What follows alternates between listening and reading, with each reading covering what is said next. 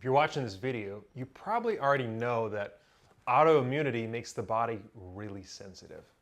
And that sensitivity makes it really easy for things that could potentially help to actually trigger and do harm. We call this flare-ups in the nervous system and the immune response, so inflammation going out throughout the body. And that's why when looking at massage and body work, that being intentional about it is so important. And so what are ways that we can be intentional as practitioners and as receivers when engaging with autoimmunity?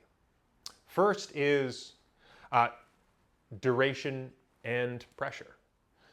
Knowing that this can be easily triggered, having shorter sessions and lighter pressure is going to help with that. And within that, more listening.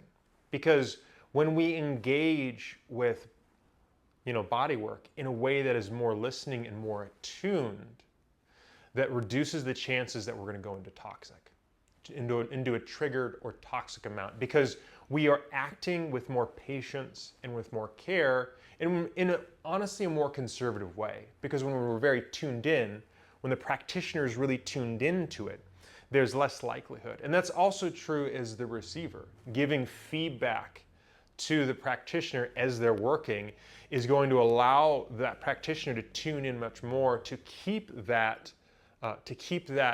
pressure and intention in that Goldilocks, in that beautiful zone. The second thing is choosing modalities that are going to best support this. Because autoimmunity is an immune issue, and inflammation is a part of our immune system, is an expression, doing things that help clear out or mitigate the inflammation response is going to be really helpful. Our lymphatic system is the system that drains the inflammatory signals from the body. So it helps that flow happens, which means if there's stagnation in that, it's going to mean that it's not going to flow as quickly. There's going to be stagnation in areas, meaning that signaling is not being pulled out in an efficient manner, which increases the sensitivity, increases how easy it is to trigger things. Which means that having a very efficient and clear flowing lymphatic system is really, really valuable. The second is myofascial relief. And in myofascial release, it has the same ideas but a little bit different. The lymphatic system is one of the systems in the body. The fascial is the freeway that everything flows through. Lymphatic, blood vessels, nerves, which means that if there's constriction and tightness in the fascia, it's going to cause a traffic jam, reduce all the flow of all the things, can lead to compressed nerves, pull things out of place.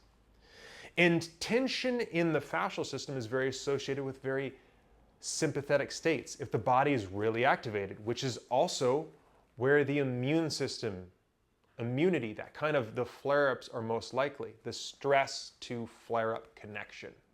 And when the immune system and the sympathetic system is in a high alert, it's going to put a lot of tension in the body, and then that's also going to cut off flow, meaning there's multiple ways that tension in our fascia is actually working against proper flow and the best state to reduce the likelihood of flare-ups. So engaging with these modalities, and why I say these two modalities is because they're on the gentler side. They're on the more tuned in side.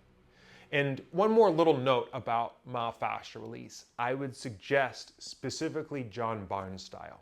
That is of the more attunement style. Not that they all don't have attunement, but some forms of myofascial release are closer to deep tissue. And so that's why I suggest that one. And then the third point I want to make is showing up in the proper state. If somebody is in a really heightened state, sometimes that can be, any touch can be too much. Understanding that, it allows us to start to understand, okay, what state is a person in as the practitioner and as the receiver. Maybe understanding that, hey, today I can't receive bodywork today because of how sensitive it is. And this is true for each person. So that's kind of the disclaimer is talk to your healthcare professional and learn your own level of where that trigger is. And so these points of understanding what state is a person in, doing different practices to be able to come and receive, because this is going to help in the way that calming the nervous system down, doing things that calm the nervous system down is going to help, because our immune response is most active when it's in that heightened state. But if it's in a calmer, more parasympathetic state, that's just, structurally how the body works. If it's in a more calm state, it's going to be more open, it's going to be able to receive more, there's going to be less defensiveness, it's not going to be on a hypervigilance in that parasympathetic versus sympathetic state. So helping fluid flow and calm the nervous system are two very valuable things that myofascial release and lymphatic drainage can do to help put the body in a more ideal placement for, being supportive in the autoimmune journey. So just to recap points is understanding, being cognizant of the amount and the intensity of one is receiving. 2 is looking for more modalities that are more about attunement and on the lighter side. And then 3, understanding what state someone is showing up with in order to best serve them in that state.